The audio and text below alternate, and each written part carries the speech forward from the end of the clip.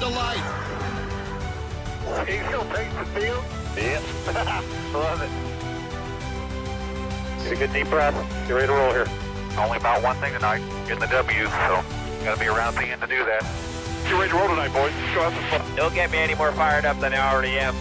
All the way to the checkered. You're fine. Nobody's got to run. Checker time, baby! Really proud of you, man. Drove your butt off tonight. We had the best car here, bud. Yeah, boys. Way to rebound. Great job. Great job, bud. Really good job. Appreciate you hanging in there with us all weekend. What a weekend. Good job. Thank you.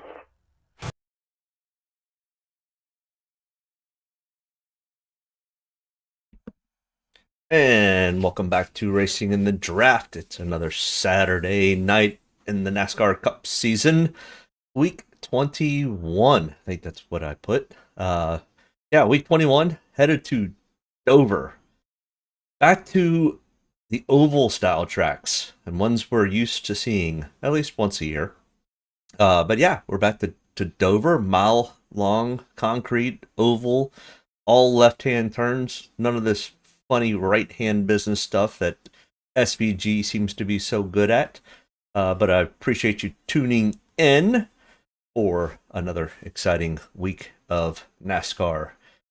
All right, but before we head to Dover, let's dive back into Sonoma, where, as to be expected, and what we thought, SVG again just dominated the field.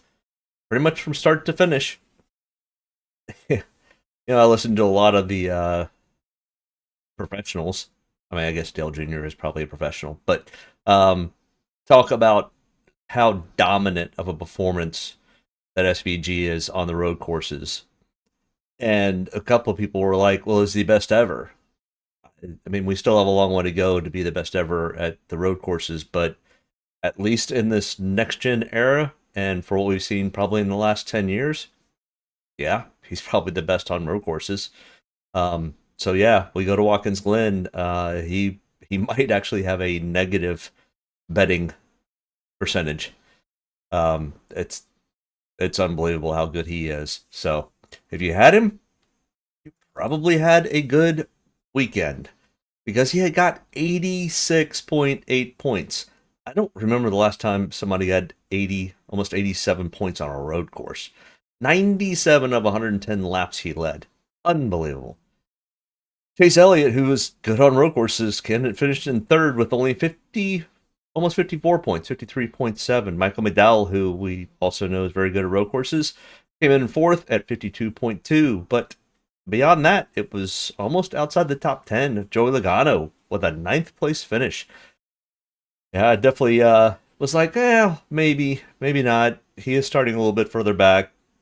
He could get up there. I did run him a little bit. But Josh Berry, who is typically no good at road courses, Billy Man, that was kind of his dark horse ghost pick for the week. I almost got him a pretty good tournament win last weekend. And then Justin Haley, who, decided to show up at a road course once again. It's just every once in a while he will have something for a road course and he does well. Typically it's been not so great. But either way, Josh Berry and Justin Haley with 42 points. We had a couple of guys that kind of got a little bit above them but didn't quite have the price to fit in with SVG and Chase Elliott and Michael McDowell. So kind of what we thought. I just didn't really go real deep on Josh Berry and Justin Haley, so I had a okay day. Lost a little, but I won a decent amount on Saturday, and hopefully I can do well on both races this weekend, because I had actually a pretty good Xfinity race, even though it was rain-shortened. Hopefully tomorrow will not be rain-shortened. The chances of rain, I think, are in the below 20%, but it is going to be very hot, very steamy, in the 90s most of the day. They really aren't calling for much rain. Concrete track, when it heats up, the tires are going to get worn. So tire wear will absolutely be something that we will need to contend with. or they will need to contend with, and that we need to put into our thought process as we are building our lineups. But our optimal lineup challenge, it is all knotted up with 4 drivers at the top: Kyle Larson, Ross Chastain, Alex Bowman, Chase Elliott, and there's 3 more guys just knocking on the door: William Byron, Ryan Blaney, and Denny Hamlin. Kind of mostly what we would think to see at the top of this challenge at this point in the season, but who will end up taking the regular season and ultimately the entire thing this year? We'll have to wait and see.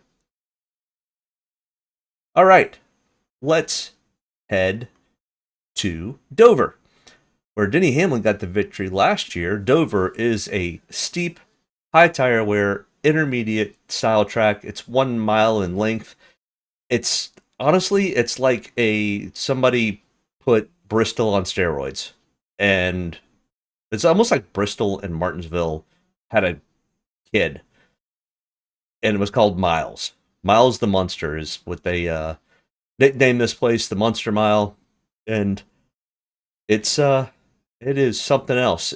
22 to 23 second lap times for a mile track is just all in the mail. They run speeds of 160, 165 miles an hour down the straights and dive into the corners with 24 degrees in the banking. So the load on the tires is extreme. There is no real flat spot to the track. The straightaways, I think, are banked at like 9%, which is like the banking for Martinsville in the corners. It's insane.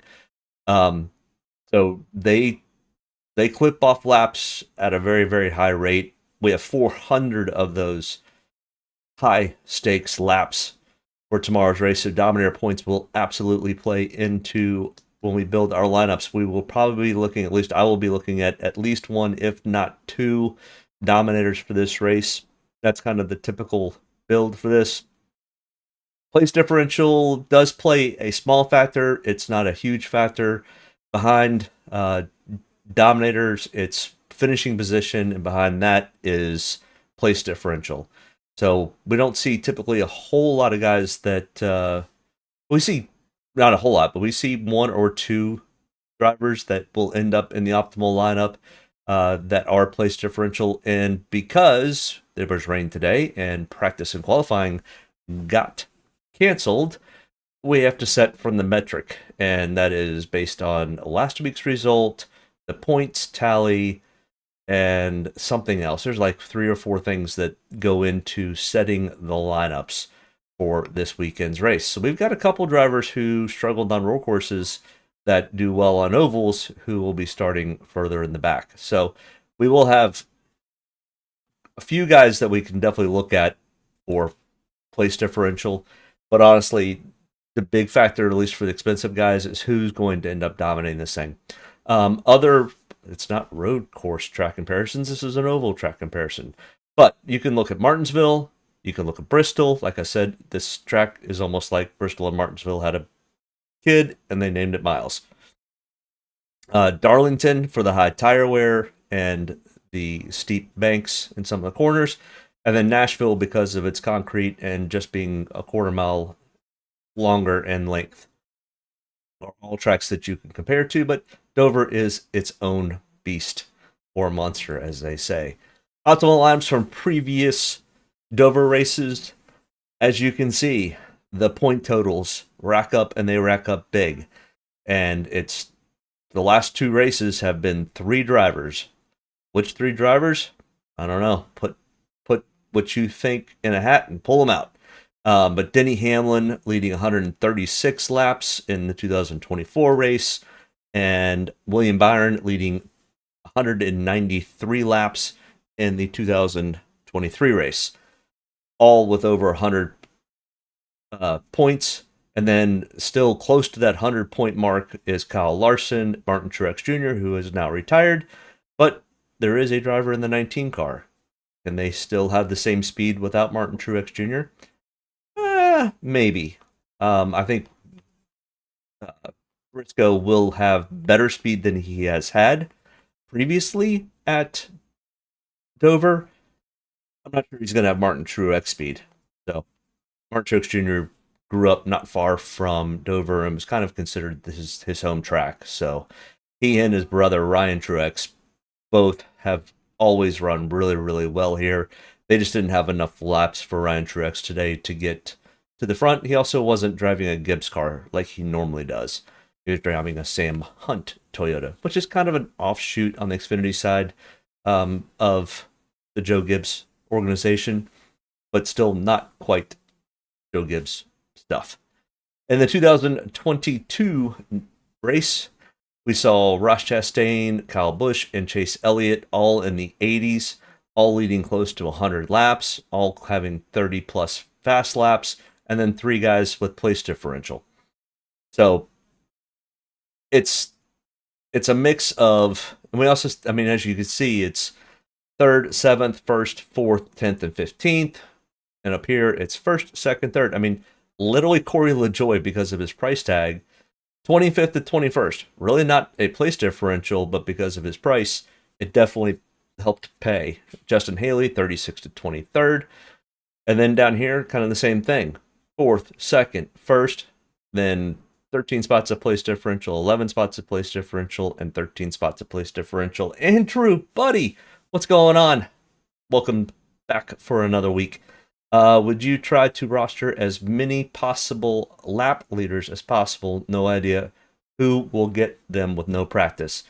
Yeah, this is going to be, you have to kind of build your lineups based on, we can't really look at the current trend because the current trend has 2 road courses in it. But prior to that, who was good at, some of these other oval style tracks? Like I said, when we're looking at track comparisons, you definitely look at Darlington. You can definitely look at Bristol. You definitely can look at Nashville, and you could throw a little mix of Martinsville in there too, because of the high lap count, and kind of see who had the best speed there. The other thing is going to be what teams have typically done well here. Well, that's of course, the Hendrick camp with the Chevys, and the Joe Gibbs camp with the Toyotas. Because if you start to look at these optimal lineups right here, you've got Joe Gibbs, Hendrick, Joe Gibbs, Corey LaJoie was with Spire, and that was kind of a offshoot of Hendrick. Justin Haley last year, actually he was with by that point. No, he was still a colleague at that point? Either way, he was driving a Chevy, and then Daniel Hemrick was in, I think, a Toyota. I can't remember where Daniel Hemrick was last year. But if we look down here again, it's a Chevy, a Toyota, 1 Ford, Chevy, a Chevy. And 2022, Chevy, Toyota, Ford. So Ford does not typically do as well here. So that's one of the factors that you can kind of look at. Not that they won't this year, because we don't have any practice speeds to go off on, but what is the typical history of Dover? What's the typical history of other tracks that compare to it? And that's just where you have to start and you have to build from.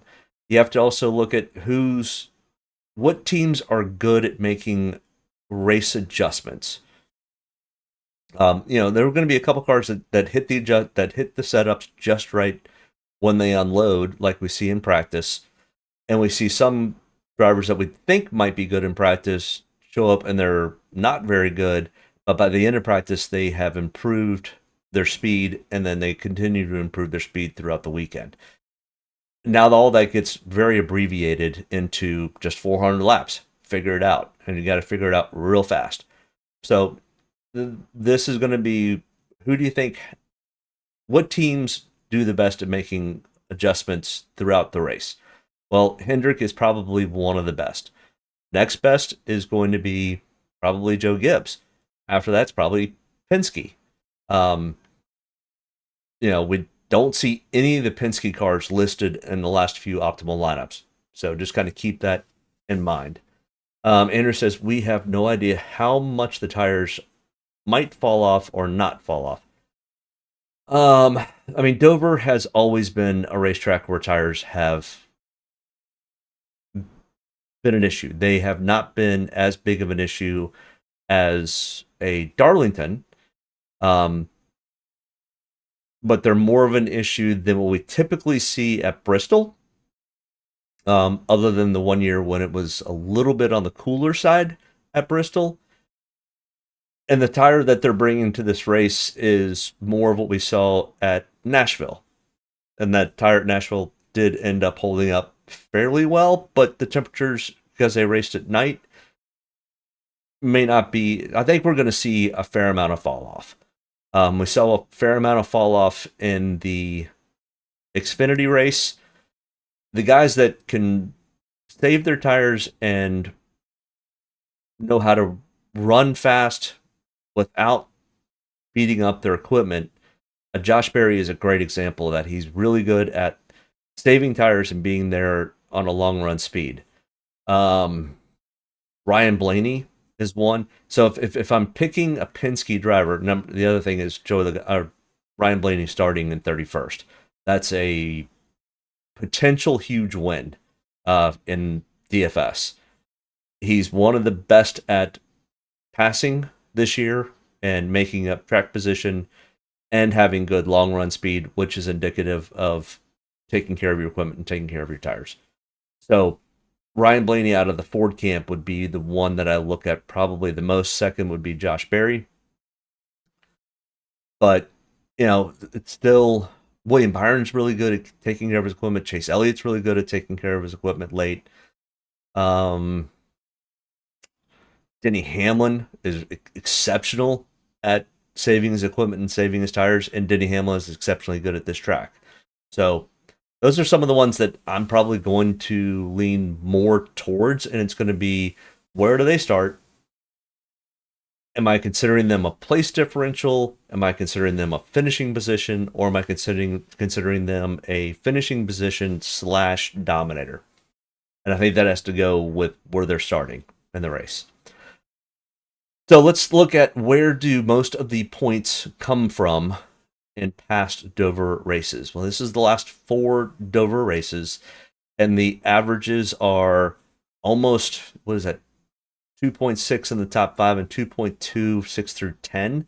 So that's 4.8 of the top 15 in Draftkings points come from the top 10. 11 through 20 has 3.6, and then 21 through 30 has 4.6, and then starting 31st or worse only provides for 2. And the 15-point low is 31.22. So the 15th driver in DraftKings points only scores 31.22. So when I'm building my lineups, I typically look at, out of the 37 drivers, I kind of cut it down to at least 20, and then I really cut it down to who out of that 20 are probably going to be the top, what I consider to be the top 15 in DraftKings points. And then I kind of break it out from there of, okay, which 2, 3, 4 drivers have the best potential for dominant? Which of those 15 drivers have the best opportunity for a top 10 finish? And, which one of the 5 drivers out of the 15 have the best chance of place differential? And that changes a little bit depending on qualifying and who's starting towards the back and those types of things. But that's kind of how I end up building it. And it's kind of nice to know where the bulk of the points historically have come from. So historically, it's 1st through 10th and 21st through 30th. I'm not saying we don't see guys from 11 through 20, but the averages say it's much more not all the way in the back, but kind of in the middle, and then more towards the front. So who the dominators are. And this kind of breaks it down on my ranking system. My ranking system it takes into account the last 5 races at this track, the last 10 races at similar style tracks, the last 10 races of the trend, which would include 2 road courses, but there's still a trend line. We will see a little bit of a bump from SVG from what his normal average on an oval is, because when you're feeling good and you're running good, your team is doing well, typically you continue down that course. Now, SVG starting in 6th because of the funny matrix system, I don't expect him to stay anywhere close to there. So I think SVG is one of the first of the 37 that I'm going to knock off and be like, nope, I'm just not interested. It just I don't think he's going to have top 10 speed. He hasn't had top 10 speed or even close, not even top 20 speed on ovals yet to this point. So right there, I can eliminate one. I mean, another one's JJ Ailey, who's starting in 37th. It's not even worth even looking at. So I'm not JJ Ailey off now. So I've already eliminated 2 of the 37 drivers. I'm down to 35, and I just and we'll go through the driver page and put them on the calculator and go, hey, I just don't see it. The history isn't here for this driver. Not to say that they don't happen to hit on something this particular week, but all we have to do is go on historical data at this point. So the ranking system, so I rank who in the top, starting in the top 5, who ranks the best? Well, they kind of all rank really good. I mean, you got Chase Elliott, William Byron, Christopher Bell, Tyler Reddick, and Chase Briscoe. Well, guess what? They're all Hendrick and Joe Gibbs cars. So, yeah, I mean, any 5 of these drivers could easily dominate, lead a ton of laps, and be there in the top 5 when this thing ends. My favorite, probably starting in the top 10, is probably going to be Chase Elliott, who's starting from the pole. So that's probably where I'm going to start for one of my first dominators. Then if I look through 6 through 10, I mean, once again, it's Kyle Busch in a Chevy, who used to be with Toyota, who's always typically run fairly well here. Then Ty Gibbs, Joey Logano, Michael McDowell, and Shane Van Gisbergen. Well, Michael McDowell and Shane Van Gisbergen don't do well here, so I'm going to probably knock Michael McDowell off along with Shane Van Gisbergen. They're both starting too far up. Typically, the Penske's don't do as well here, and Joey's, out of all of the Penske drivers, Joey and Austin Cindric are not the best at saving their equipment or not abusing their equipment. So Joey will probably end up being another driver that I knock off. So, I've now started to get down to where I've eliminated 3 or 4 drivers.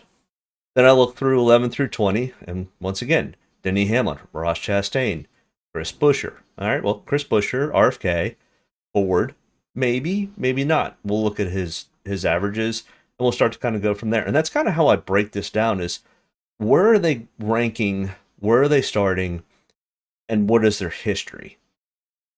And that's just kind of how I start to continue to look at this, and I look at all the different factors.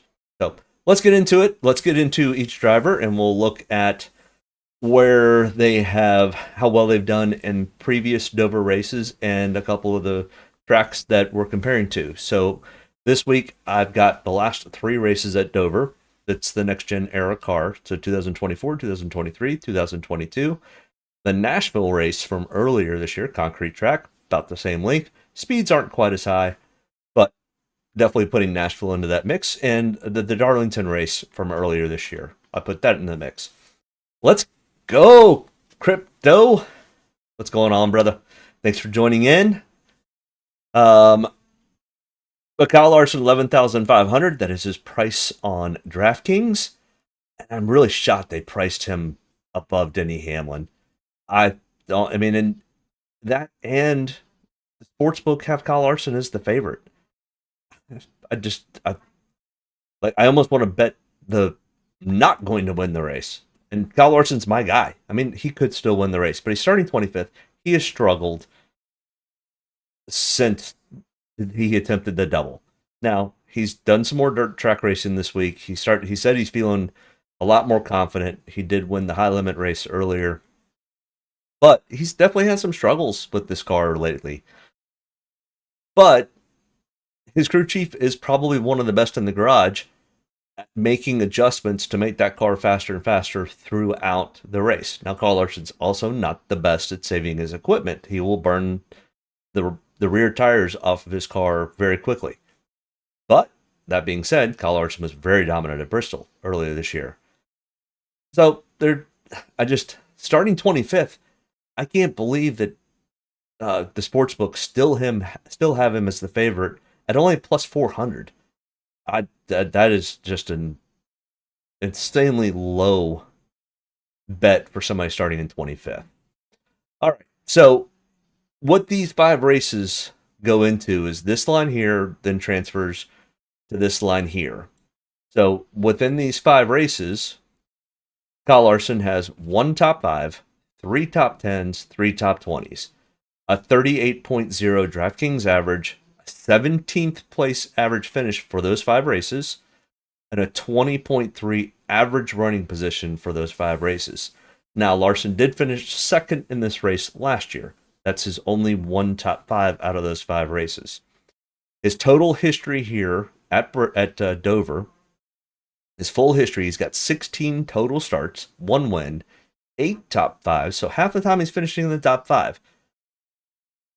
That's really good. 12 times in the top 10, 14 times in the top 20 for an 8.8 average finish. He does have 3 wins this year so far in the bank to go into the playoffs.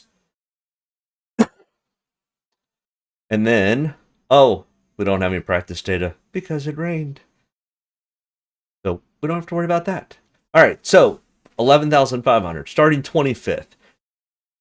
His best finish is first for the however many races he's had, 16 total times here. In the last 10 at Dover, he has an 8.5 average finish. But if I take into account what he did at Nashville and at Darlington earlier this year, the average finish is 12th. So somewhere between 8.5 to 12 is kind of where his average finishes. So if he's starting 25th, he finishes, let's say 12th. Let's say he has 5 fast laps, starting that far back. I'm not sure if he even leads any laps. I'm not expecting Kyle Larson to be one of the drivers that I look at to be a dominator. Oh yeah, by the way, so we go back and look at the optimal lineups. 90, 91, 92 for high-end priced drivers, and that's where Larson is. 91, 92, 81, and 80. So 80 points or more is where we kind of need to get to for the higher priced drivers. That's an insanely high amount. So I'm still kind of going, okay, they need to get to at least 60 or 65 points. So back to the calculator. Oh yeah, remember that the 15-point total is 31.2. So at the bottom, I need to get to at least 32 points to be in the top 15 of DraftKings points for me to have a fair amount of ownership in a driver. So those are the criteria that I will use to either have somebody in, how much I use them, and those types of things all kind of get played into this calculation. So starting 25th, finishes, if his average finish is 12th for all the tracks that I'm looking at, or we can even change down to the last 10 races at Dover. So let's take him down to 8 and see what that gets us down to. Well, it gets us down to 55.25 points, and that's with 5 fast laps. That's close. And that actually, honestly, even at 11,500, depending on how you build your lineups, could still play. So Kyle Larson, I'm leaving in my grouping of drivers that I'm going to still consider to put into my lineups. He's not a fade. Now, am I going to run him 40, 45%? No, probably not. I think he's probably going to fall, if I'm guessing, I haven't started building any lineups yet, but probably 25, maybe 30%. So there's some other drivers that I think I like a little bit more. But he does fall into that sweet spot of starting in the 20s, which is the second biggest group compared to 1 through 10. So I definitely don't mind Kyle Larson as a place differential. I just don't expect him to really have a ton of fast laps. You know, can he get down to a 5th place finish and get to that 61 points? Absolutely. Andrew says, tough call. Had to lead laps for me at that price. Yeah. I'm not saying that he doesn't. There's going to be a lot of opportunities because of how the stages are drawn out and the tire wear. We could see 2 pit stops in the first stage and 2 pit stops in the second stage, and then of course 2 stops in the third stage. There is that possibility, which then that really opens up the door for a lot of different strategies to come into play, and to let the other side of the coin, who's fast at pit stops. Kyle Larson's crew is really good at it. William Byron's really good at it. Who struggles at it? Joey Logano's crew is really bad at it. Brian Blaney's crew has had troubles. Denny Hamlin's crew has been up and down. So William Byron's crew is definitely one of the best out there. So when we get to William Byron, that's one of the things we can look at.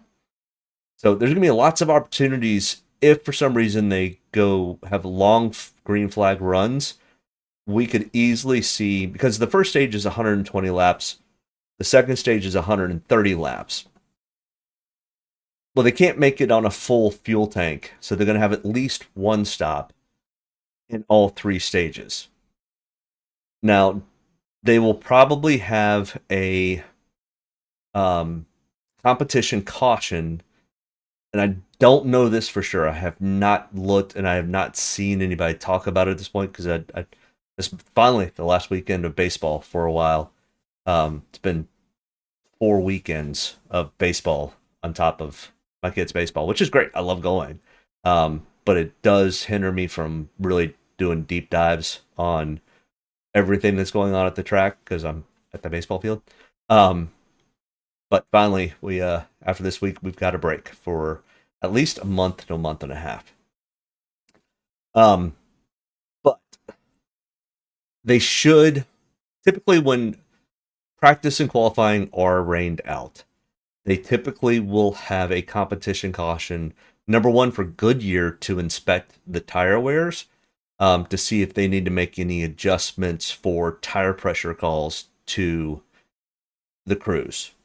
Wyatt says, man, Andrew took my spot. Yeah, sorry. But thank you for showing up, Wyatt. You can get your spot back. I think it changes every week a little bit. So I'll let you guys battle it out with making comments. But yeah, I kind of think it's kind of cool that that YouTube now does it. I don't think it really does anything other than kind of gives you guys something to fight over.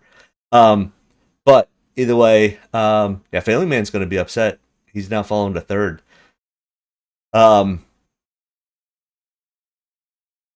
So with that being said, we should see a competition caution. So if that is the case, typically they do that somewhere between 25 to 50, depending on how long the track is. My guess is this is probably going to be closer to 35 or 40 laps before they throw a caution. If they do this, and this is something you need to be aware of and look into. So if they have a competition caution, oh yeah, the pole sitter, Chase Elliott, his crew has not been the best. They've been losing him spots on pit road.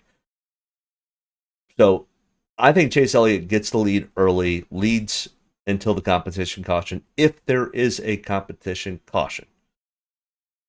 That's a big factor. I don't even know. Let's see. Let me pull up the old X/Twitter, or what I call Twix, and see if Bob or Jeff Gluck have talked about it. I know Bob's probably at the Indy race. Track no lights, second race ended early. Connor Zilisch won, race over.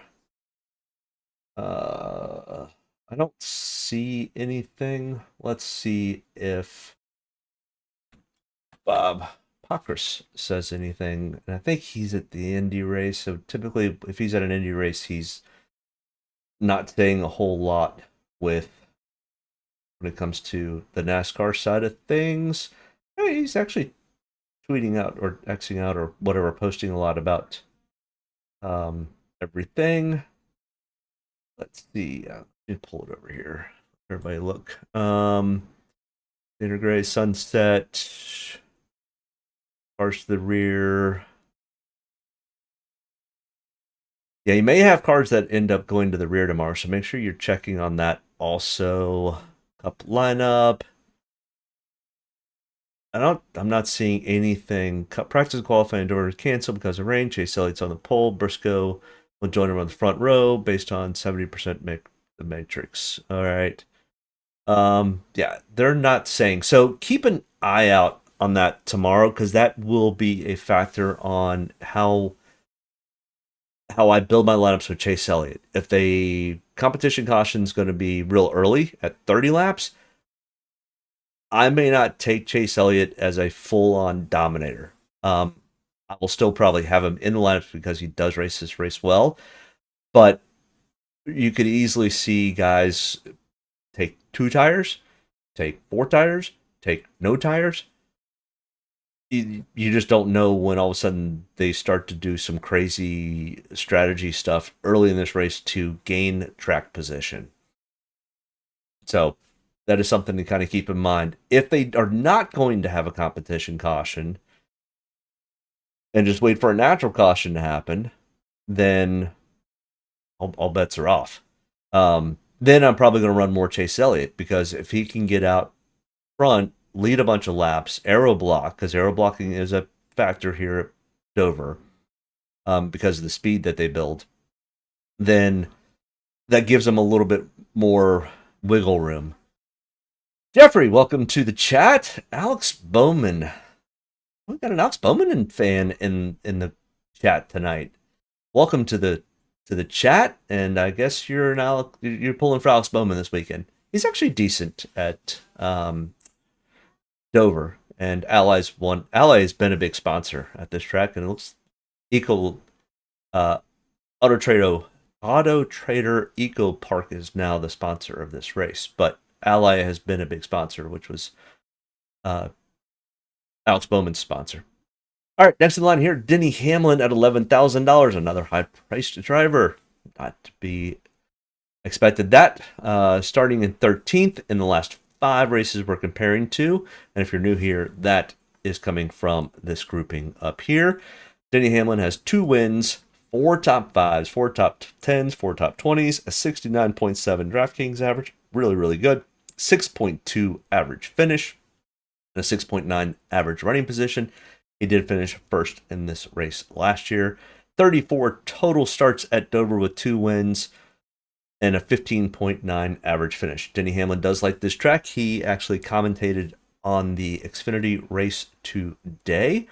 So let's put him on the chart. So he does have a win here. In the last 10 races, he has an average of an 8.9, but if we throw into the other mix, it's 11, so let's go with a 10. Well, if you're starting 13th, you finish in 10th, let's say he does lead some laps, because Denny Hamlin does typically like to stay out longer than most drivers. If we do have a long green flag run, he can get some laps led that way and maybe get a caution, and he can kind of flip the script on everybody with strategy. So if he leads 20 laps, has 15 fast laps, that's 48.75. He's going to need to finish better than his average. Very easily done. He did finish this race in first last year. So let's give him second. Well, that's 64.75. That puts him over the 60-point threshold. Denny Hamlin's definitely in play for me for this week. He is very excited to be back on the ovals after multiple weeks on road courses. He's over the road course scene. He's over watching SVG dominate. Andrew says, tempted to try an all Hendrick lineup. Not sure if it could fit though. You've got Larson. Let's see. Can we fit that? Let's see. I'll just do a quick lineup and tell you, because it's easier for me just to put it in. So Larson, Byron, Elliott, and Alex Bowman. That leaves you 9,200. Nope, it will not fit. So no, you cannot do a full lineup. You just don't have enough wiggle room, and I'm not even sure that if you ran JJ Yaley, if that even helps. It won't. So Yeah. Yeah,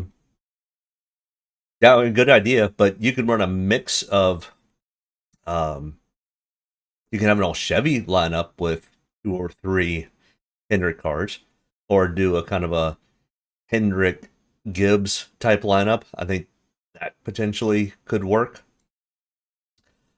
So Denny Hamlin, if he gets to second, leads some of those laps I was talking about, which is very, very possible. I mean, it's just going to go up from there if he gets to first, 68.75. And if he does that, he's probably going to end up leading, let's say, 55 laps, which puts him at 77 and a half. And if he leads 55, he's probably going to have some more fast laps than that, but that easily puts him into the optimal lineup range. Family Man, Hamlin is the driver you want on high tire. Yep, absolutely. They are trying the new tire out this weekend, so it's very unfortunate that we didn't have practice. Yeah, I was a little disappointed. Don't worry, Wyatt. You didn't miss anything, unless you like to watch rain. And if you do, move to Virginia, because we have been deluged in rain. I think we're for the month so far. I think here locally, I'm at like almost 8 inches of rain. I've got a weather station outside, and today alone, I had 8,000 lightning strikes within 20-mile radius of my house. And yesterday we had something like 5,000 strikes with like 1.25 inches of rain. Yeah, the weather's been nutty, to say the least. So, but Dover tomorrow looks to be great, and next week looks to be phenomenal. Finally, a break from the heat. My kid had a baseball game today. It was on a turf field. Air temperature was 95. The fuel like was 115, and I went out and took a picture with a digital thermometer. On the turf field, it was 134 degrees on the field. I was like, my poor kid. Good Lord. Those poor kids, not even just mine, all of them. But you could just see the heat radiating off the field. It was nuts. They almost shouldn't even be playing in that much heat, but they did. Didn't turn out well for my kids' team, but the other team played really well. Ryan Blaney, next in line, 10,700. And because he decided to beach his car last weekend at Sonoma and have a really, really bad race, he's starting way in the back, 31st. Be a little cautious. I really like Ryan Blaney. He is one of the best at passing cars this year, getting his way to the front, moving his way to the front. If he's not 45 to 50% owned or more, I'll be shocked. This absolutely could be a red herring. I would definitely not go all in on Ryan Blaney. He's still probably one of my favorites. I mean, he's got an average finish of 8.4 over the 5 races we're comparing to, 16.6. So even if he gets to his average, he's going to have a pretty decent point stake. But a 10,700, if he has an issue or problem, goes a lap down because the car wasn't quite set up right, it's a little risky. And he finishes 27, 28, he's not making the optimal. And 50% of people's lineups are done. So it's real easy to think that you can just click on Ryan Blaney and go, yep, he'll make it. Now, I think he's got a really good shot. But all it takes is one slight mess up, and that's for anybody. But this one just seems to be almost too easy. But Ryan Blaney, 10,700, starting in 31st, average finish of 12th, or for the last 10 races here, 14.3. You know, his best finish, he's never finished in first. He's doesn't have a win here. He's only finished out of the 14 total starts one time in the top 5. So, but we don't really necessarily need to have him finish in first. He's a place differential play. But at 10,700, he's going to need to finish better than his average, which is 13th. So, he's going to need to probably get up to 10th, maybe even 8th. Yeah, 8th would get him to 61 points.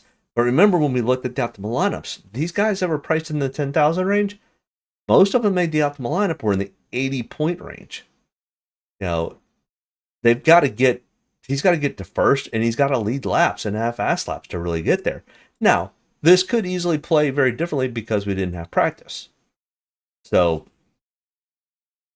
this is a real easy click it and go, but I don't expect him to lead a lot of laps. You know, unless they really flip script early and are able to gain a lot of track position.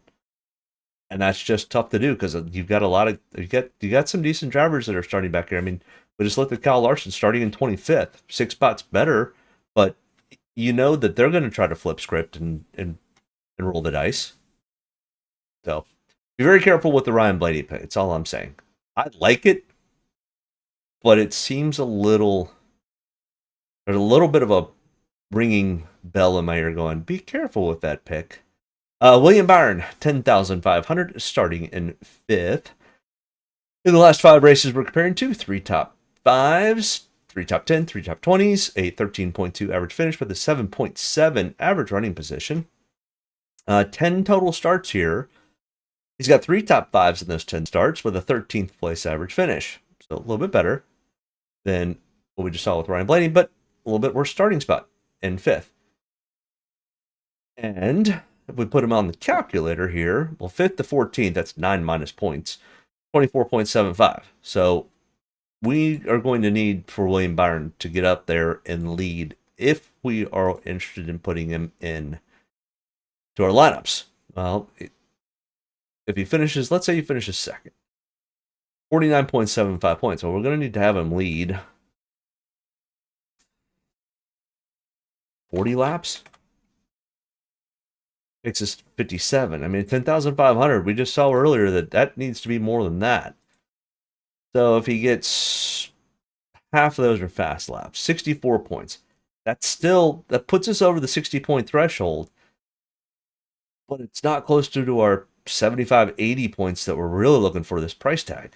So it's a little tough for somebody who doesn't have a win here. And has got an average finish in the lower teens. So, yeah, William Byron's a little bit of a tough call. Now, his pit crew is one of the best on pit road. They're extremely fast. They'll have a decent pit box selection. I expect them to be able to hold on to his position. Question is his price tag a little too much? It's close. Christopher Bell, 10,200, starting in 3rd. Bell's pit crew has been pretty decent. He's got a decent starting spot. Has probably a chance to go out and lead some laps today or tomorrow. 2 top 5s, 4 top 10s, an 11.4 average finish, 13.8 average running position. 6 total starts. This is a little scary. 6 total starts, 1 top 5 and 2 top 10s. And everything else is outside the top 20. The 4 times he's finished outside the top 20, 19th place average finish. That's a little concerning. Now, he is driving in Joe Gibbs equipment. They are one of the better teams at Dover. Now, if we look at his average finishes for the 5 races we're comparing to and the last 10 races at Dover, somewhere between 15th and 19th. Well, that definitely isn't going to play. That puts him at 17th. That's a 16.75. He's going to need to go out and lead 50 laps, have 25 fast laps, and finish at least where he starts just to get to 64.75.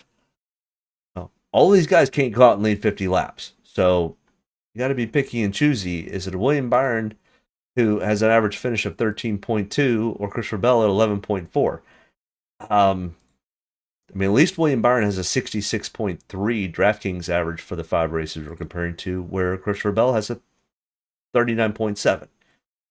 So if I'm picking, I'm probably going to pick William Byron over Christopher Bell, but I'm not sure I really love either one of those calls, to be perfectly honest. Chase Elliott, we talked about Chase Elliott just a little bit ago, and the potential for stage breaks and competition cautions. But Chase Elliott is our pole sitter. $10,000. He does have one win out of the last 5 races we're comparing to. He's very, very good at concrete. So he's really good at Nashville. He's really good at Dover. He's pretty decent at Bristol. He's good on concrete. 1 win, 2 top 5s, 3 top 10s, 5 top 20s. He's got 2 wins out of 14 starts here at Dover, 10 times in the top 5. 9.4 average finish. Finished 5th in this race last year. Well, we're going to need him to win, and we're going to need him to dominate for it to pay off. So let's just move him on into the first position. Actually, we'll move him to the second position just because.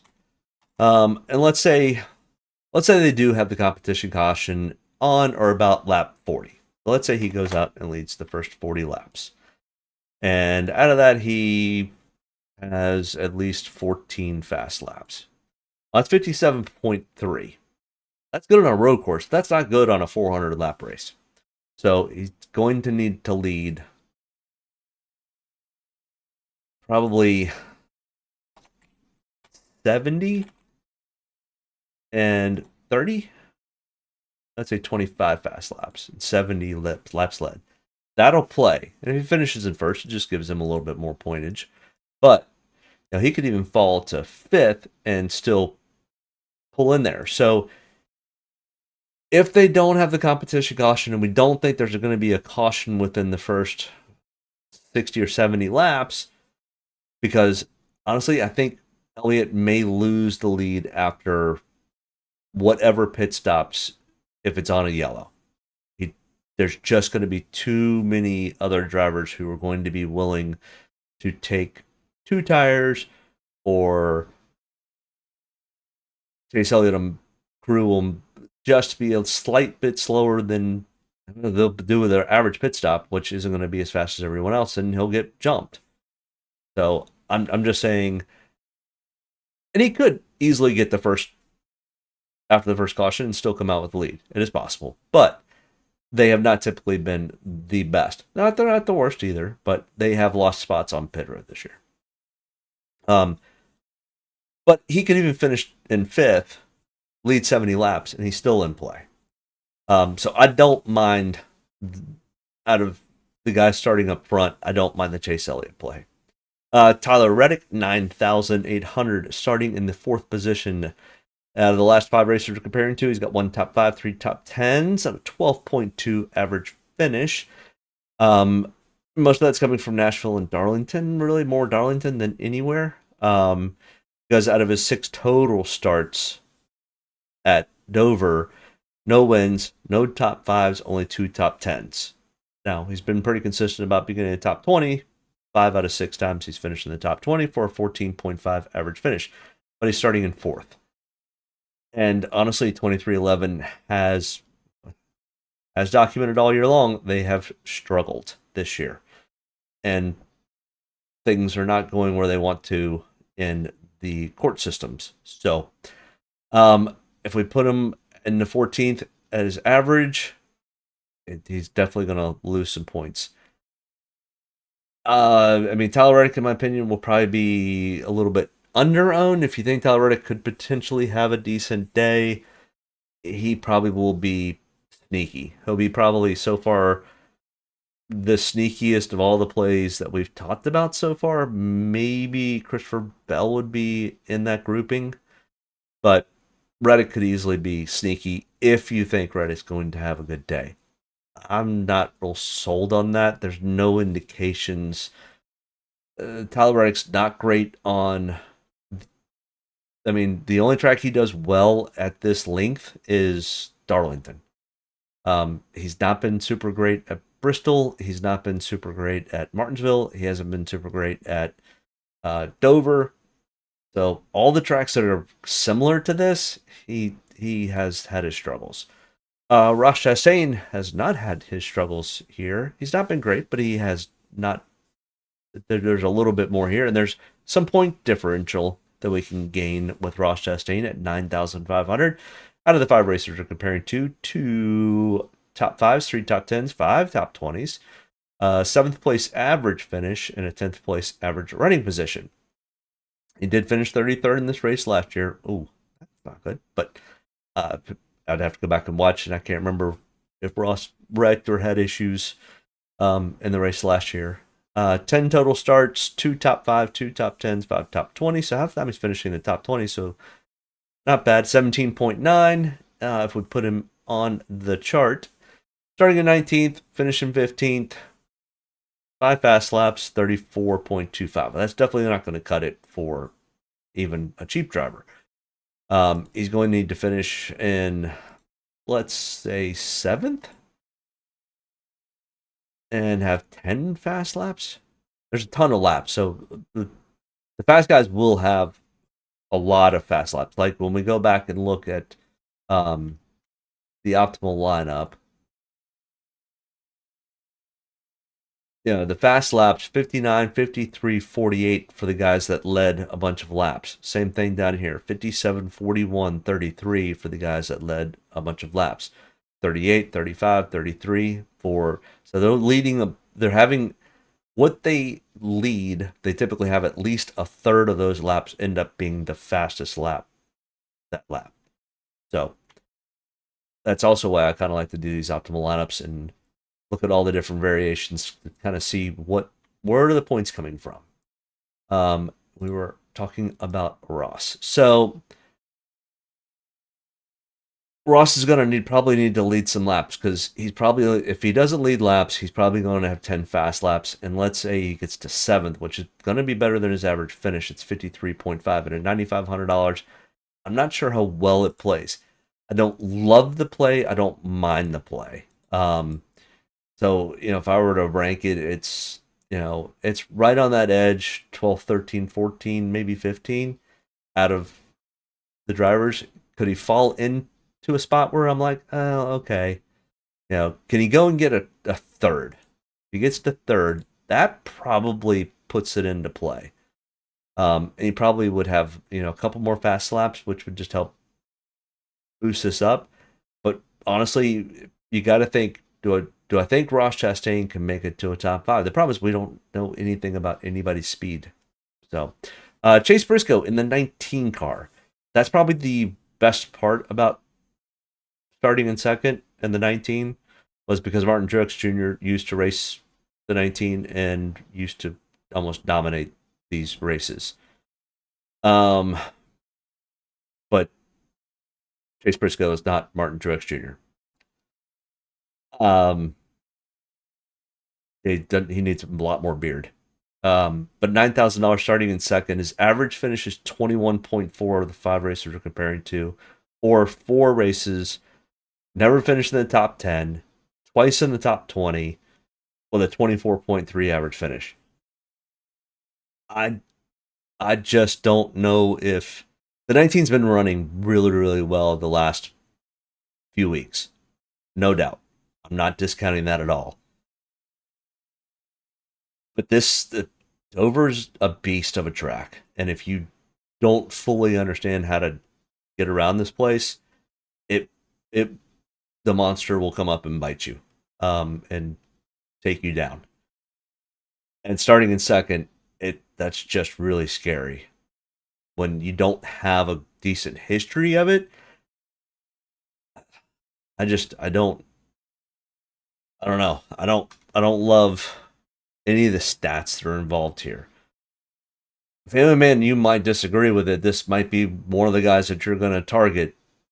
And if you do, I'd love to know why you're going to target it. When even Nashville and Darlington being put into the mix, he hasn't hit the top 10.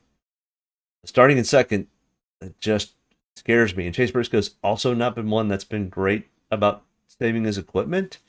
And the pit crew has also had a little bit of their struggles. So all of those things being said, I don't know where I don't know if I can take a bite of that apple. Maybe Family Man can talk us into it, but there's nothing here that makes me think that I want to go down this road with Briscoe. I just think he's starting too far up. Alex Bowman. Jeffrey, we're on to your guy here if you're still out there. $8,800, starting in 16th. He did miss, I think it was 2023 or 22 with the back injury. But he's got 1 top 5, 2 top 10s, a 21st place average finish, or 13 total starts at Dover with 1 win, 5 top 10s, 5 top 5s, 6 top 10s, and 7 top 20s. So half the time he's finishing in the top 20, or a little more than half. The other time he's not. 16.2 is kind of where he starts. It's just a start where you finish or finish where you start type of day. I mean, I could see Alex Bowman working his way up to an 8th or a 9th, but I'm not sure that gets us where we need to be. The last 10 races at Dover, it's a 10.7. So if we go to 11th, that's 39.25. Well, now that we've come down from that $10,000 or $9,000 price tag, we move the optimal line down just a little bit to 59 or 55 points. And this is very kind of loose with where I would put that optimal line for the price tag. He's going to need to finish a lot better than 11th. He's going to probably need to get at least a top 5. And if he does that, he's probably going to have probably 10 fast laps. At least, probably. We'll give him 10. 54.5. Right on that edge. So, Alex Bowman, top 5 finish, starting in 16th. Don't hate it. I don't love it. I'll have a little bit of Alex Bowman. I'm probably not going to be real strong with the Alex Bowman play. Maybe 15%, somewhere in there. So 8,800, it could play. Joe Logano starting in 8th at $8,500 for the 5 races we're comparing to. 1 top 5, 1 top 10, 3 top 20s, an 18.6 average finish, 16.8 average running position, finished 16th in this race last year. 28 total starts at Dover with 1 win, 6 top 5s, 15 top 10s. So half the time he's finishing in the top 10. And not even 25% of the time he's finishing top 5. No practice, no anything. We're asking a whole lot for the Penske camp that does not typically, in the Ford camp, that does not typically run well at Dover. So 14.2, starting in 8th. Put him on the calculator here. Average finish of 15.2 over the last 10 races. Starting in 8th, that's 21.9. I just don't see Joe Logano being... I mean, he's going to need to finish top 3rd. He's going to need to finish better than that. He's going to finish... Let's say he goes top 3rd, or top 3. He's going to have to lead at least 35 laps and have 20 fast laps. That puts him in there. But if we say he's only going to get half of that, let's say he gets to 15. 61.5. I mean, that probably puts him into or close to the optimal lineup of the top 3. So he doesn't have to win. But, I mean, honestly, he has not. Penske and Joe Logano just have not shown great speed over the last. So, what did he finish? Joey Logano, would we say, finished in, I'm looking, 16th last year. 2023, he finished, oh, that's not good, 31st. 2022, he finished in 29th. Yeah, I'll probably take a pass on Joey Logano. Kyle Busch, starting in 10th, 8,300, 1 top 5, 3 top 10s, 4 top 20s. I guess the real question is, will Kyle Busch spin this week? This is typically not a track that he spins at. Because if you spin here, it's your day's over. He's got a 10.8 average finish for the 5 races we're comparing to. That's actually pretty good for Kyle Busch. in the stat sheet. 36 total starts, 2 wins, 15 top 5s, 23 top 10s out of 36 starts. Really good stats for Dover. Starting in 10th, if his average finishes 11th or 12th, I mean, it's not going to be enough. He's going to need to get to a top 5 at least. Probably a 4th. And have, let's say, 12 fast laps, and I just don't know if he leads in the laps is the problem. But he's definitely going to need to lead 24 laps, even finishing in 4th. But let's say he doesn't lead any laps, takes us to 51. He's going to need to finish top 3. Yeah, definitely top 3. It's 53.4. Got to get to 55, really. He's going to have either a few more fast laps, or he's going to need to lead some laps. I'm more sold on Kyle Busch starting in 10th than I am Joe Logano starting in 8th. But I also don't love either one of them. And if anything, Kyle Busch needs some time to warm up to a track. When Kyle Busch used to run and be the fastest guy at the track was back when they had 3 practice sessions.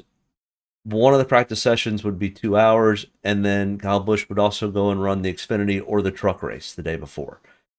He almost kind of needs to run, 4 or 5 hours at a track before he gets to the Cup race, and then he's kind of got a feeling on how the track is going to age and how the tires are evolving and just how everything's kind of falling into place.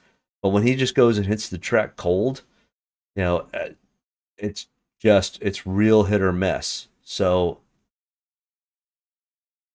he's more susceptible to an issue than Joey Logano, but he's got a better track record at Dover than Joey Logano. So coin flip between the two of them, I would probably lean 55% more towards Kyle Busch and 45% for Joey Logano. Chris Buescher, $8,000 starting in 12th. In the last 5 races we're comparing to, it's no top 5s, 3 top 10s. Okay, that's good. And all 5 in the top 20. 10.8 average finish, 11.7 average running position. At Dover, though, once again, he's never finished in the top 5, and only twice out of the 14 starts has he finished in the top 10.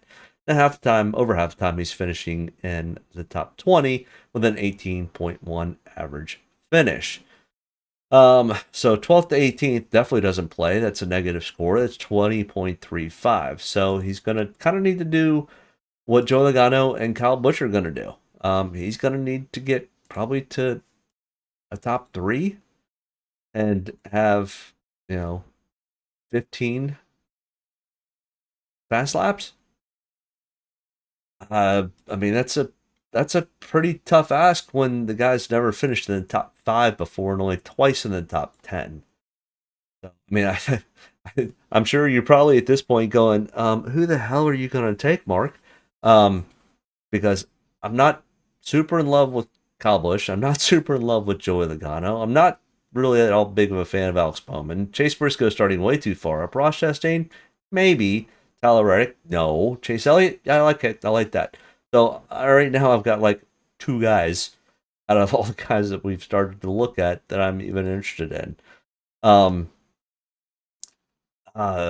Yeah, it's just we've kind of hit this is a tough one. But honestly, we've got some really expensive guys. We're going to need to get to the cheaper ones anyways. And realistically, we only need 2 or 3 of the more expensive guys. And I mean, Denny Hamlin falls into there. Ryan Blaney can fall into there. Chase Elliott falls into there. Larson falls into there. So we've got some of the higher end guys that we could easily put in. And now that we're starting getting close to some value, it definitely might work. I know it's weird week to build lineups. Yeah, it is a little weird of a week for lineup builds, mostly because we just don't have any practice data. And this track is just it's a monster. It's a beast. and it's fast. I mean, don't blink because 25 laps will go by. I think the first stage in Xfinity race literally felt like it was like 12 minutes and it was over. Um, it's very very fast. Andrew says I might try to jam the DOMs and punt. Uh, Dead in the water if you don't have those lap leaders. Yeah, yeah. It's you're gonna have to find who's gonna be the dominant driver. And if we had a Truex Jr. in the field, I would say that's it. Denny Hamlin, it's going to be tough for him to get up and lead many laps in stage one. I mean, really, honestly, I think Chase Elliott is going to lead a fair amount in that first stage. And then it starts to get a little wonky because of strategies and if they have the competition caution and those types of things. So, Carson Osavar. This kind of seems like a Chase Elliott play to me, or not Chase Elliott, but a Ryan Blaney. It's almost kind of like, okay, there's a lot of place differential here. Carson Hocevar is very, very fast. The problem is, if you're not careful, this track will bite you. But, I mean, Carson Hocevar is also probably going to be, he's probably not going to be as heavily owned as a Ryan Blaney. So I think he's probably 35 or 40% on the ownership range, but he's going to be probably one of the top 5 drivers in ownership. Starting in 33rd, there's a ton of room for him to run, and this kid likes to run. Out of the 5 racers we're comparing to, it's only got one top 5, one top 10, one top 20. So 1 out of the 3 races, he's only got 1 race here where he finished 22nd. So, I guess it was Nashville or Darlington where he had a good finish.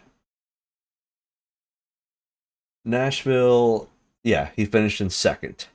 And then leading laps and only had 9 fast laps. He finished 2nd behind Ryan Blaney, the 2 guys we're looking to. Both of them had place differential. Ryan Blaney started in 15th and finished in 1st, and Carson Hocevar started 26th and finished in 2nd. Ryan Blaney led 139 laps. Denny Hamlin led 79 at Nashville. Chase Briscoe did lead 51 laps. He did start from the pole, and then after he lost it, after stage 1 or first caution, it was bye-bye. Let's see. Darlington. It was not a good racetrack for Carson Hocevar. He finished in 32nd, 4 laps, or 1 lap off the pace. So, but if we put Carson Hocevar on the calculator, what's he going to have to get get close to that 55? He's going to probably need at least a top 10, which, I mean, definitely is possible if he doesn't wreck himself or get wrecked by somebody else. This is a great track for just a slight payback because it can end up being very costly for them and not for the person that got into them. So be a little cautious with the Carson Hocevar play. He's definitely in play, and he's going to have a fair amount of ownership. Like I said, it's probably going to be not as high as Ryan Blaney's, but he's going to be 35% or so. Top 5 in the ownership spot. Brad Keselowski, $7,600, starting in 15th over the last 5 races we're comparing to. 1 top 10, 2 top 20s. A 22.8 average finish. Finished in 30th in this race last year. He's got 1 win at Dover with 5 top 10s, or 5 top 5s and 11 top 10s. So not even half the time is he finishing in the top 20, and he's starting in 15th. Boy, we just haven't found anybody that I just go, ooh, I really like this play this week. I mean, other than I think the 2 trap plays play really well, and the Chase Elliott and Denny Hamlin play. But starting in 15th, he's going to need to get to 5th and have 10 fast laps. Now, Brad Keselowski also is one of those, kind of like Denny Hamlin. He is not afraid to run long, stay out longer than everyone else. And if that ends up happening, he could possibly, kind of like what I was saying with Denny Hamlin, get kind of 20 laps led just because he stayed out longer than everyone else. Now, it ends up hurting his finishes slightly, but he could get some laps led. And if he does that and gets a top 5, it's 58.5. With that being said, Brad could be in play. Don't hate it, don't love it. It's kind of middle of the road. So take that for what it is. I think it's a in play, but not an I'd love to play, but I haven't loved anything so far. Ty Gibbs, $7,400, starting in 9th position. And out of the 5 racers we're comparing to, he does not have any top 5s. 2 top 10s, though. 15.8 average finish. Finished in 10th in this race last year. Total starts of 2 at Dover. 1 top 10, 2 top 20s with an 11.5 average finish. On 9th to 11th, doesn't play. It's 32 points. So how far up the board will Mr. Ty Gibbs need to get? And now that we've crossed the $7,500 mark, we're now down to 50 points in the optimal. 5th place doesn't quite cut it. 3rd place almost gets there. So it's going to be a top 3 finish for Ty Gibbs, who's never finished in the top 5 at Dover before.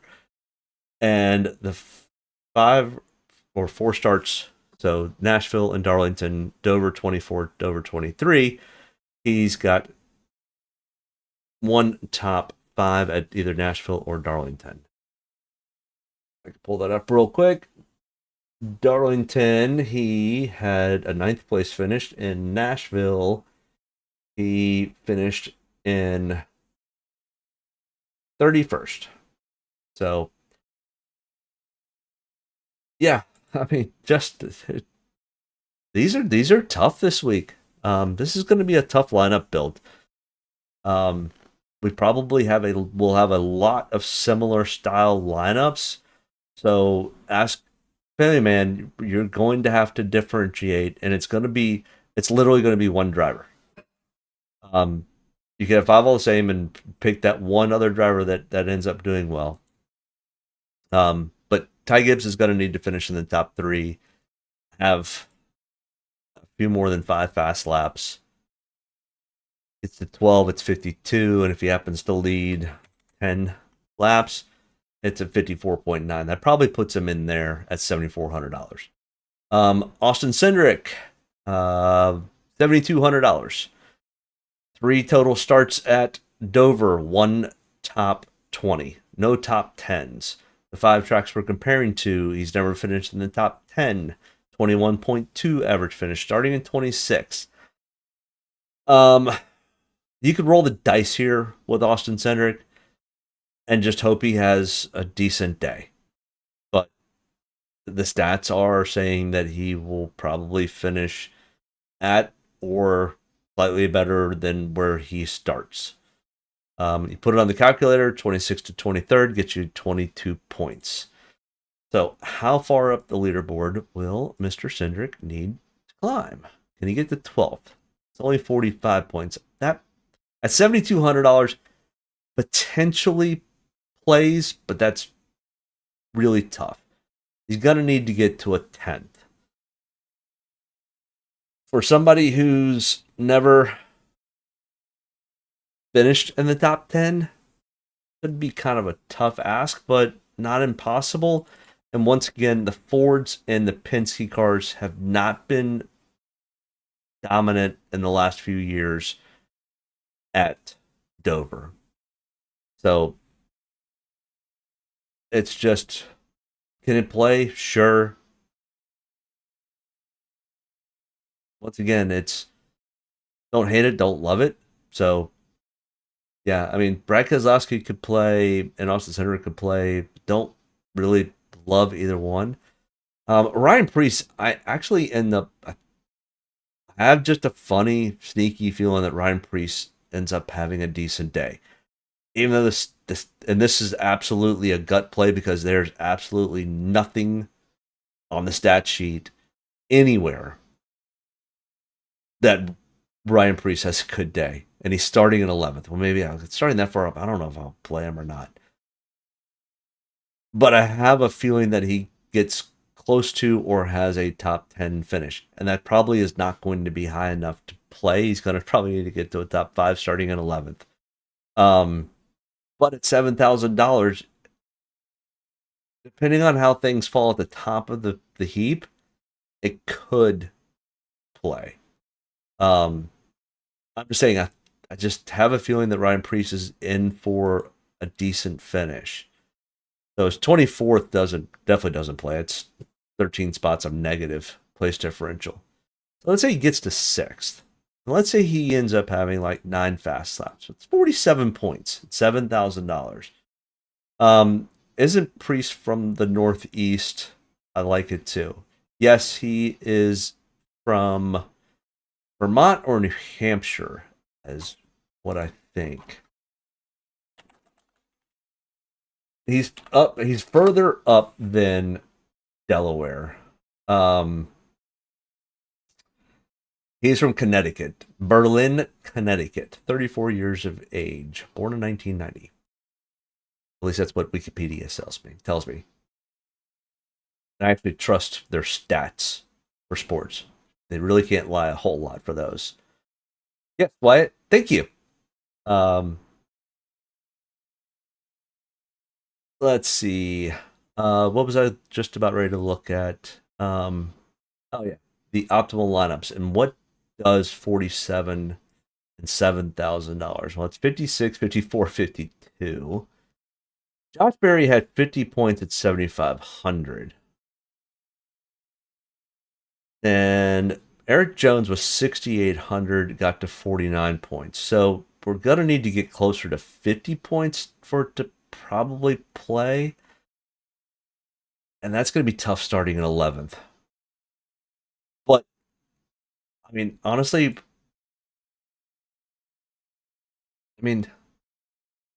yeah, there's just nothing on the stat sheet that makes me think he's going to get a 6th place finish. He's really going to need to probably get to 5th to get close to that 50-point threshold. I don't know. I'm going to probably take a couple shots on Ryan Preece because I think he gets overlooked very quickly because he's starting in 11th. People are going to go hunting for the place differential. I says, yep, I used to race on the Berlin Turnpike up there, street racing stuff. I since moved south. Yeah, street racing's not very smart. I'm kidding. I've done it plenty myself, but I have to put that caveat out there. Especially with my kid being 14 and a half and turning 16 soon. Hopefully I can just get him hooked on sim racing and not street racing. And Preece is just the kind of play we like to play. Yeah, it's a gut check play that I think will be single digit owned, could be 5% or less owned. Just not much. Yeah. It's not going to take a lot. If you happen to run the 5 max tournaments, run them in 1. And that's all it takes. I had a really good day going today until I don't know what happened. I didn't get a chance to break down the Xfinity race, but I still finished top 20 in most of the leagues I was running in. So I ended up making all my money back and still made a little bit more. So that'll help me play tomorrow. But Josh Berry, 6,800. Josh Berry's definitely in play. This is a type of race that is right up Josh Berry's alley. The problem is Penske's and Fords are not super good here. When he did have his good finish, what year was that? That he had a top 10. Let's go back and look because I want to find out what year Josh Berry had his good year. 2023, he started in 23rd and finished in 10th. And got 50.25 points. So he's starting in 14th this year. So it's a little bit tough. But 2023, he was at Stewart Haas. So he was in a Ford. Yeah, I mean, the Josh Berry played, I'll have a little bit. It'll probably be almost kind of like if I run Ryan Preece in 5 or 6 lineups, then I'll probably have Josh Berry in 3 or 4. It's kind of where I'll probably end up falling, because it's just really hard to square the circle on 14th to getting to 50 points. He's going to need to finish 5th and have 7 fast laps or 5 fast laps. Yeah, he's going to need to finish in 5th and have 5 fast laps. And recently, even regardless of road courses, his average finish is not super great. Let me pull that up. Where's my trend sheet? Josh Berry trend. He's got an average finish of 20.9, 1 top 10, and 5 top 20s out of 10 races. Now, 2 of those were road courses. 3 of those were road courses. So, hard to say. Whereas Ryan Preece in the last 10 races has 5 top 10s and 8 top 20s. And 3 of those were road courses where he's not super great at. And I think that's why I kind of like the Ryan Preece plays. Before the road courses, he was doing exceptionally well. So, and Josh Berry hasn't been doing bad. He just hasn't been as fast as Ryan Preece, in my opinion. Now they're both driving Fords, so that's equal and level playing field. AJ Allmendinger, $6,600 in the last 5 races we're comparing to. He's got 4 top 20s. So it's kind of finish where you start. No top 10s, 20.4 average finish. 25 total starts, never finished in the top 5, 4 times in the top 10, 11 times in the top 20 for a 21.5 average finish. 17th to 21st definitely doesn't play. It's negative place differential. It's 17.9. I mean, AJ, kind of like Ryan Preece on ovals, he was having decent year on the ovals, even going into the road courses, and he kind of fell flat for AJ Allmendinger on road courses. But I would say AJ might be in due for a 10th. That's 41.9 at 6,600. Probably doesn't play. He's gonna probably need to get to 6th or 7th or better, for it to probably play. Will I have so if I've got 5 or 6 Ryan Preeces and I've got 4 Josh Berries, I'll probably have 2 or 3 AJ Allmendingers. It's not an all-out fade, but I'm not going deep on it either. This is where I'm definitely not going anywhere close to this. SVG starting in 6th.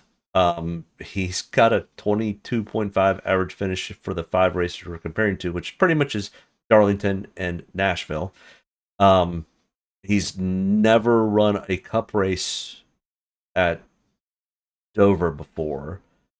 It is a whole different beast. And yeah, there's nothing here that I can't even.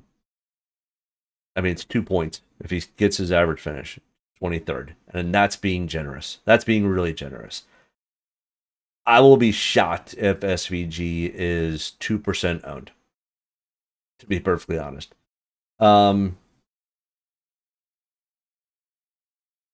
Light says, yeah, he's good. Yeah, Berry has 2 wins. He's got a win in 2 top 10s Xfinity. Yeah, no, Josh Berry is very, very good. It was also when he was in Chevys. Chevys, I'm telling you, the Chevys and Toyotas are much faster at Dover than the Fords. I don't know when the last time a Ford won Dover. It's definitely been outside of the next gen era, and I'm not even sure it's. I would have to go back even further than that. Let's see. 24 Denny Hamlin, 23 Truex, 22 Chase Elliott, Alex Bowman, and 21 Harvick in 2020.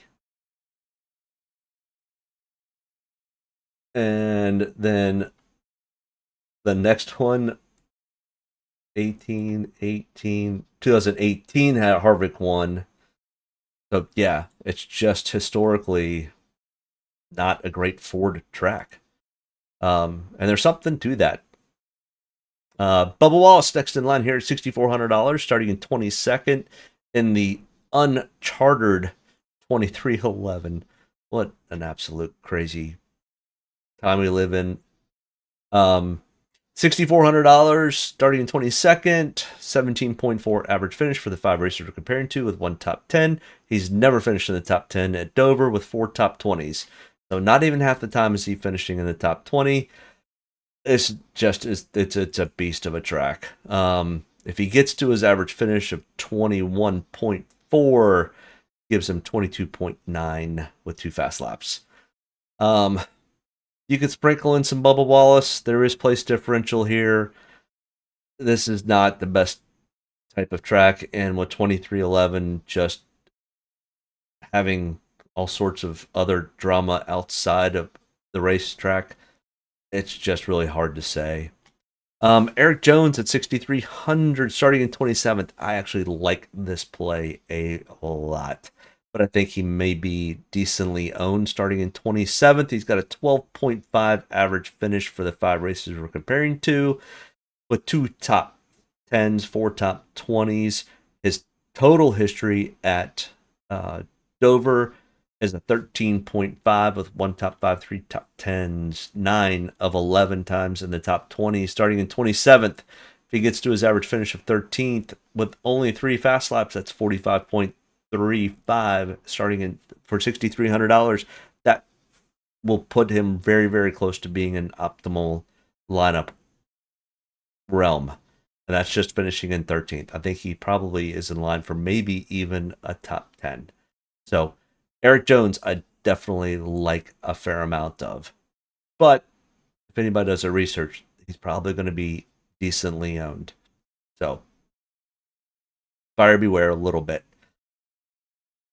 So, but 6,300, I mean, yeah, he'll probably have some decent ownership.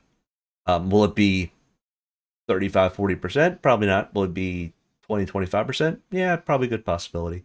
Ricky Stenhouse Jr., like, I think some people will skip over Eric Jones starting in 27th and jump over to Ricky Stenhouse Jr. starting in 34th, because his stats are actually not bad here either. 23.2 average finish for the 5 racers we're comparing to, 1 top 10, 1 top 5, 2 top 20s. He did finish 35th in this race last year, but over the 21 total starts, he's got a 21.3 average finish. At 6,200, it's 32.9. That's just barely in the top 15. If he can get to, let's say, 17th, that might be enough. Yeah, it's 43.9. That gets him real close to that optimal lineup, and at 6,200, it could end up playing. So, yeah, I like the Ricky Stenhouse Jr. I like the Eric Jones call slightly better than the Ricky Stenhouse Jr. call, but both of them are absolutely in play. And they save you enough money that you can fit 3 of the expensive guys. Yeah, I mean, I think this lineup ends up being, especially since I really don't like the middle of the pack, dollar-wise, I think the Ricky Stenhouse, the Eric Jones, the Ryan Preece play. I think we might have to find one other cheap guy, but you can easily mix and match the guys that I like with a Denny Hamlin and a Kyle Larson and a Chase Elliott. And you end up kind of getting a decent lineup there. Place differential, you've got some guys that can easily go out and dominate. Daniel Suarez starting in 18th. I mean, this is not a bad track for Daniel. He's got a 14.7 average finish.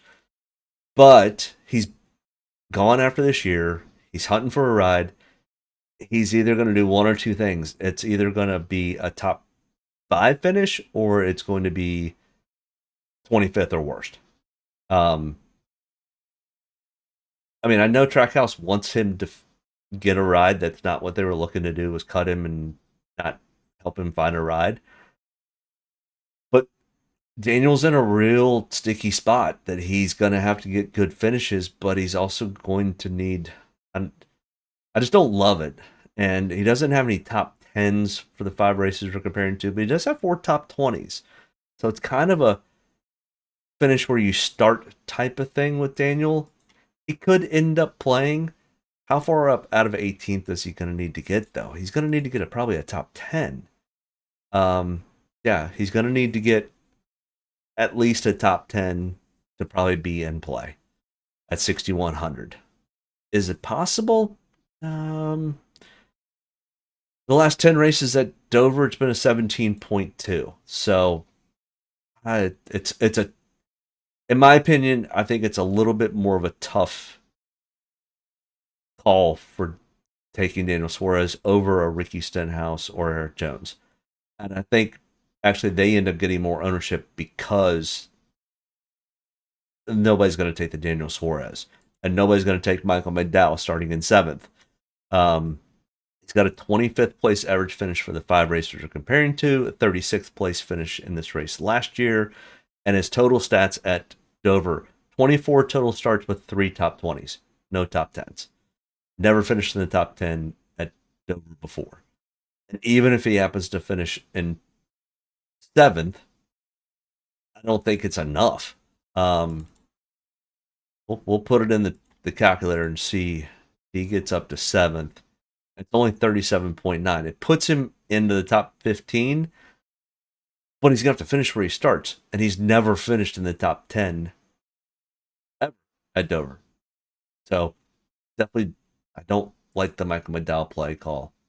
In fact, I dislike the Michael McDowell play call as much as I dislike the SVG call. Noah Gragson at $5,900, 36th starting position. 4 starts, the 5 races we're comparing to with a 24.3 average finish. He did finish 6th in this race last year. I mean, that may have been the highest finishing Ford last year. Curious, let's see. Hamlin, Larson, Truex, Busch, Elliott. Yeah, he was the highest finishing Ford last year in this race. Ryan Blaney was next in 7th. So, yeah, if that tells you anything about the Fords. But Noah Gragson's also pretty good at Dover. At least in his Xfinity car, he was pretty good. At 36, there's a ton of room, and he's not going to need to go very far up. If he gets to his average finish of 20th, it definitely is in play. 20th gets him to 39.9 points at $5,900. So honestly, he's going to just need to finish in the top 20. But if we look at our trend line, Noah Gragson right now has a 26.8 average finish, 1 top 10 and 2 top 20s out of the last 10 races we've raced. Yeah, that's tough. But I mean, you're pretty much starting shotgun on the field. So the only one, in fact, Cody Ware is starting in a better position than Noah Gragson. That's pretty bad. Noah's going to need to turn the ship around and turn it around fast, or he's not going to have a ride. I mean, I think he gets one more year. But if he doesn't do something, then I mean, because he's also honestly, he's probably top 5 of the most popular drivers in the sport. He's just really good. He's got a really good, loyal fan base. John Hunter Nemechek, $5,700, starting in 28th. He is battling Ty Dillon for a shot at the $1 million. I think John Hunter Nemechek takes it to Ty Dillon, even though they're starting to do a little smack talk at the racetrack this week. Starting in 28th, he's got a 23.5 average finish for Nashville and Darlington. 3 total starts at Dover with a 21.3. he's going to be lucky to get to a top 20.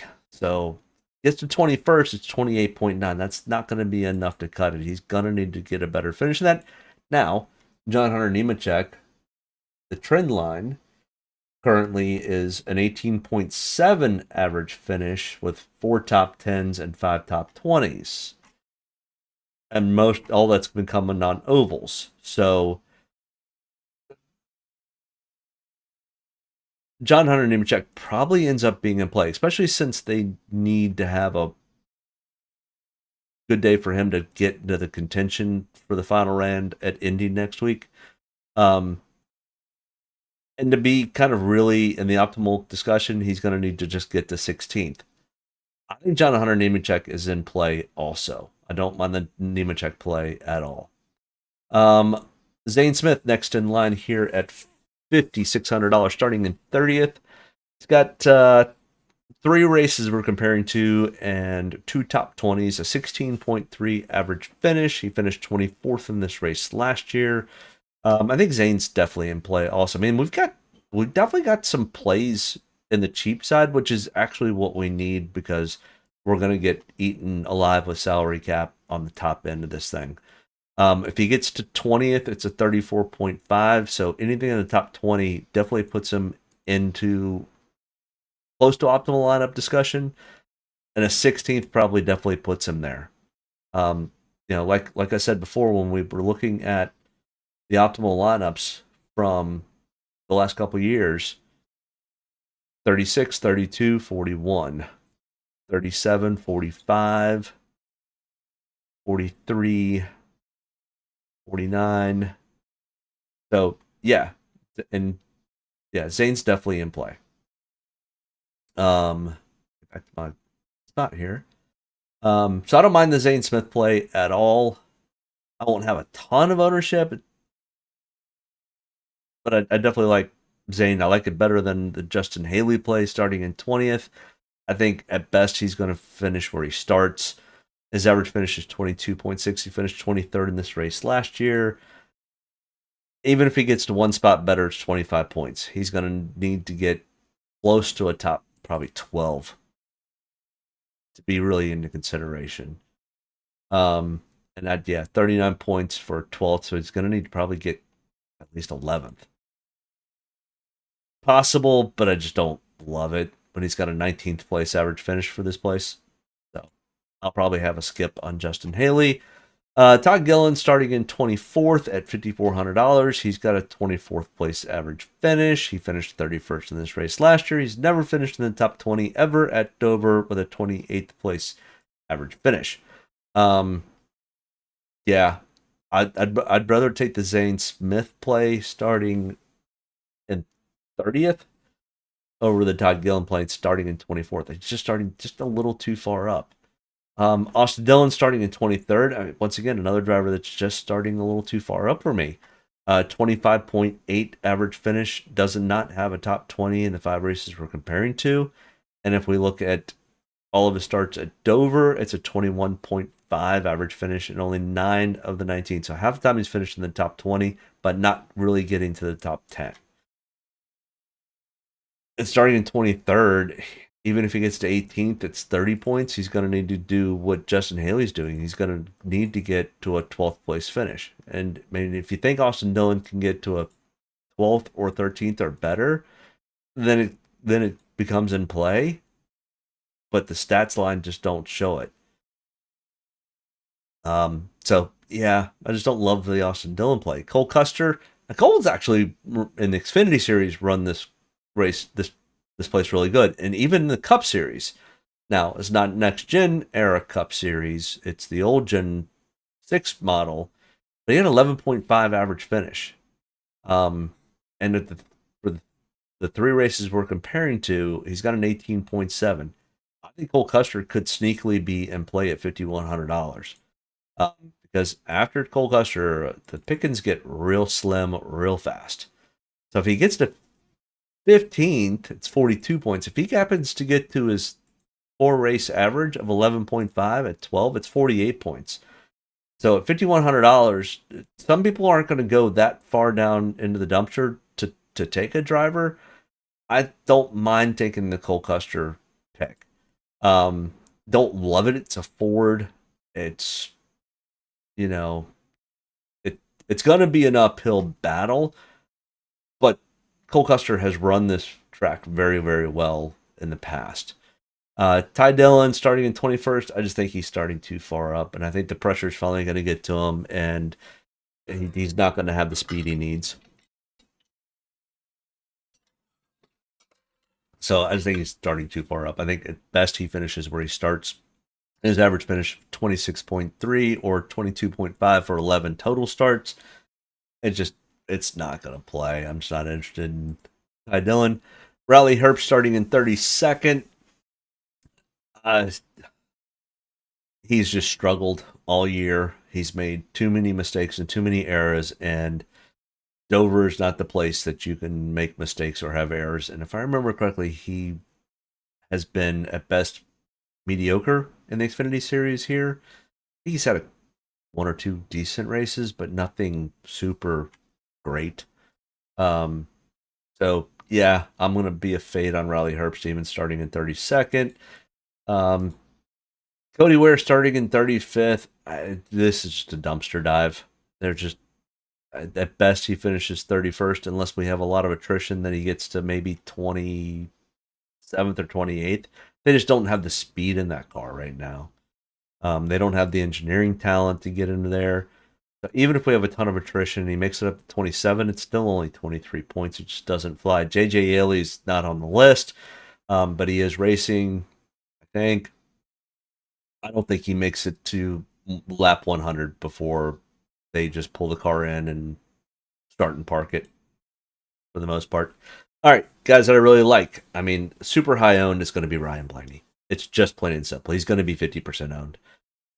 He's going to be one of the highest owned drivers out there tomorrow. Buyer beware. I also think he has probably one of the best opportunities to be top 5 or at least top 10, probably top 5, unless he has a wreck or has an engine malfunction. Now, he does have the most DNFs of anybody in the league, or anybody this season, so there is that. And without practice or qualifying, who knows when they fire the engine tomorrow if it goes. And the same thing with Denny Hamlin. Denny Hamlin's had 2 engines blow up on him this year. But Ryan's had more DNFs than anybody else that's in the top 10 in points. So the Denny Hamlin play I like as a potential dominator and slight place differential. Same thing with Ross Chastain, same with Kyle Larson. They are all place differentials, and they could end up being in the top 3 and potentially dominating. The Chase Elliott, William Byron are probably my best 2 choices to potentially be dominators, and I really honestly like the Chase Elliott play. This is just kind of lining up for Chase Elliott just to go out and stink the show up, and at least until the first caution. And then after that, we're going to see maybe some issues on pit road. Maybe they've cleaned it up a little bit, but yeah, I'm going to take some Chase Elliott. William Byron, it's in play, but Byron's either been, I'm going to go out and lead 250 laps and then have an issue, or I'm just not going to be very good. The William Byron, in my opinion, is a little bit risky, but I'm still going to probably have a little bit of ownership because he has run okay here before. Buschner scares me. Bell kind of scares me a little bit. Reddick definitely scares me. Kyle Busch, maybe. Ty Gibbs, maybe. Joe Logano, nope, not interested. Chase Briscoe, not interested. Other guys with place differential. Alex Bowman could be in play. This is not one of his best tracks. Eric Jones, absolutely love it all day long. Carson Osavar, it's risky because it's chaos, but he's going to have some ownership, so just kind of be buyer beware when you go in with Carson Osavar. Bubba Wallace, I don't know. I just don't like it. Honestly, the Ricky Stenhouse Jr., John Hunter Nemechek, Ryan Preece, Noah Gragson, Cole Custer, all of those drivers I like, kind of the middle, cheap route. And then you can just go with Denny Hamlin, Ryan Blaney, and Chase Elliott, or Kyle Larson, Ross Chastain, and Chase Elliott, or William Byron, Denny Hamlin, Ross Chastain, and, you know, 3 of the guys in this grouping over here. So that's all I've got for you. We're under 2 hours. If you've got any thoughts or questions, make sure you hit me up in the chat. Yeah, last week, what was going on last week? They were at Sonoma. My kid had baseball games. Somebody hit me up in the chat, and I forgot to reply. So sorry I missed it. But there's some baseball stuff going on. So forgive me. Baseball's over now for at least the next 5 or 6 weeks. So all NASCAR all the time. I'm kidding, but yeah, much more focused on NASCAR. Let me know if you got any questions. Good luck. Hopefully somebody can take home a bag. If you do, please let me know, especially if you were able to gain any information from either the chat or myself. But I appreciate you tuning in. Make sure you hit the like and subscribe button.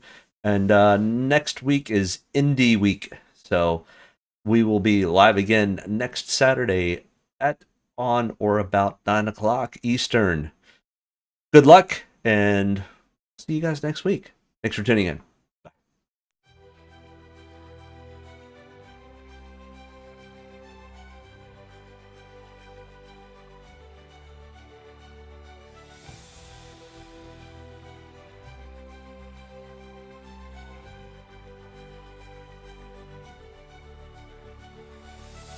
Gentlemen, start your engines. 40 cars coming to life. He still takes the field? Yep. Love it. Get a good deep breath. Get ready to roll here. Only about one thing tonight, getting the W's, so gotta be around the end to do that. Get ready to roll tonight, boys. Go out the fun. Don't get me any more fired up than I already am. All the way to the checkered. You're fine. Nobody's got to run. Checker time, baby! Really proud of you, man. Drove your butt off tonight. We had the best car here, bud. Yeah, boys. Way to rebound. Great job. Great job, bud. Really good job. Appreciate you hanging in there with us all weekend. What a weekend. Good job.